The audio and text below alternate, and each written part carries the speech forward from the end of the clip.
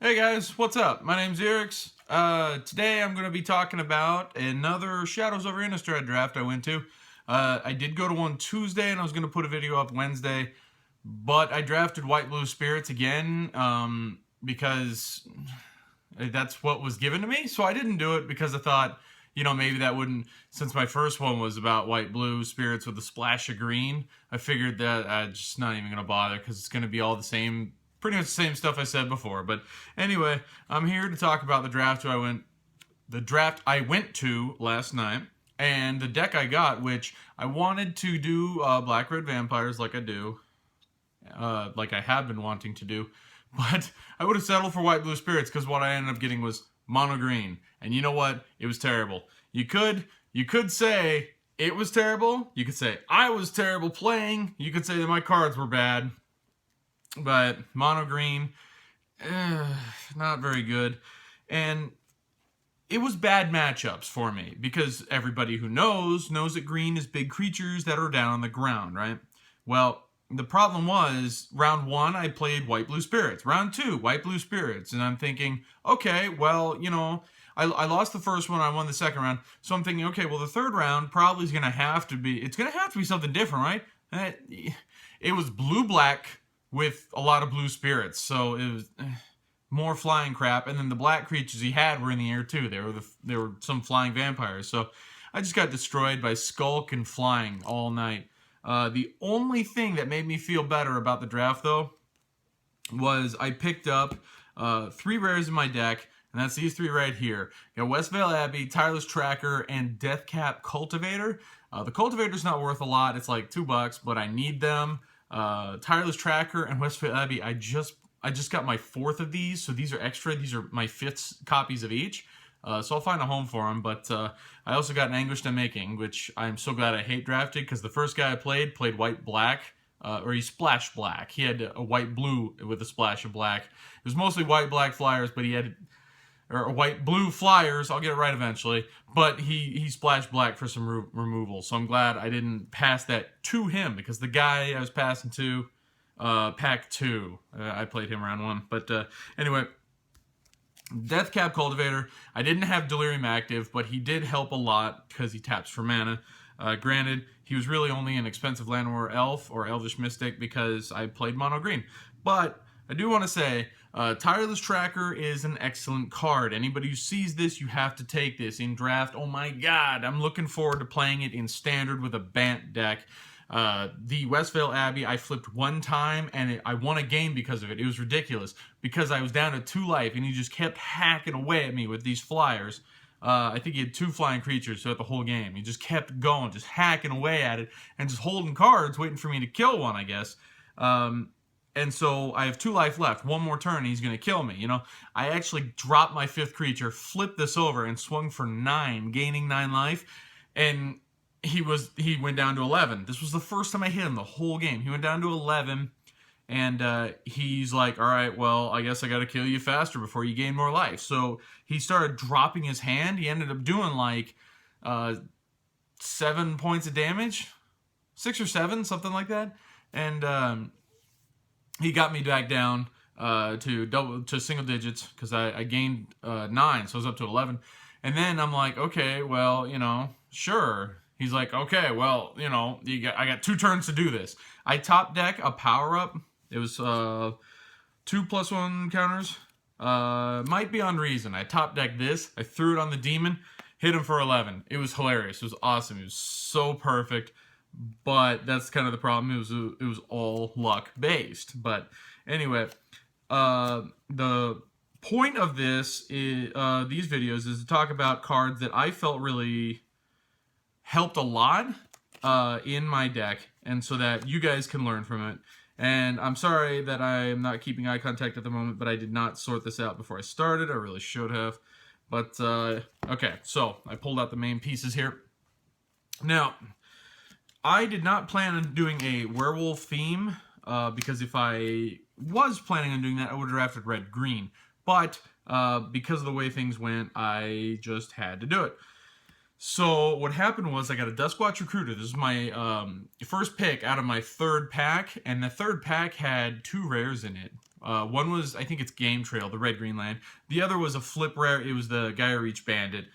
Because I'm mono green, I took this guy because this guy's amazing. You're seeing him in standard play, draft. He's awesome. I do like his ability where for 3 you get to look at the top 3, you get a creature. But flipping him is not a bad thing either because he becomes bigger. He becomes a 3/3 and he makes your creature cards cheaper. So that's kind of nice. Hermit of Natterknolls, I really only used him to be a 3/5 when I flipped him. While he's down, if the opponent plays a spell on your turn, you draw a card. If the flip version is down, you draw 2 cards. He was really just a 3/5 for me, so I wouldn't put that too high on your list of priorities. Cult of the Waxing Moon. I actually had a chance at like 5 of these. I took 3. So powerful if you get the not vampires, the werewolves to flip it. Vampires? If you get the werewolves to flip, or these are werewolves before they flip too. If you get them, these can be insanely broken. It's ridiculous. At the very least, it's 5 mana for a 5/4. So, Pack Guardian was awesome because he has Flash, and when you play him, he's 4 for a 4/3. When you play him, if you discard a land or forest, discard a land card. If you discard a land, you get a 2/2 wolf token. Very nice. It saved me a lot. I had some good plays because of Pack Guardian alone. It was very nice. Lambholt Pacifist. You look at that restriction where it can only attack if you got something that has power 4 or greater. If I didn't make him big enough, then I had something else. It was never really an issue. And then he flips over, and I don't even remember what he does flipped over. I think he's just a 4/4. I never flipped him. He was always, he's just a 4/4, no effects. It was always just 2 for a 3/3 blocker, which I sometimes was able to attack with when I give it a power up. Okay, the last one is Moonlight Hunt, and here's kind of the problem with my deck. I did not get, I think it's Rabid Bite. I'm going to bring this up to Clip Wings. I had very little removal. I only had 1 Clip Wings. Green was wide open. I went mono green, and yet I only got 1 Clip Wings. But if you're going to go mono green, you're obviously going to be playing with some wolves. They're not all going to be wolves, but you'll be playing with some werewolves and wolves. Get these. Get the Rabid Bite. Get Clip Wings. This is your best friend because you will play against flyers in at least 1 round and it will destroy you. Seriously, some of my games I lost to 1 creature. 1. All they did was have the same creature down. I think it was Nibelus of Dusk. Something like that. It's Nibelus. We all just call it Nibelus. I don't remember the rest of his name. But just that, and he just kept swinging at me for 2. You know, it's like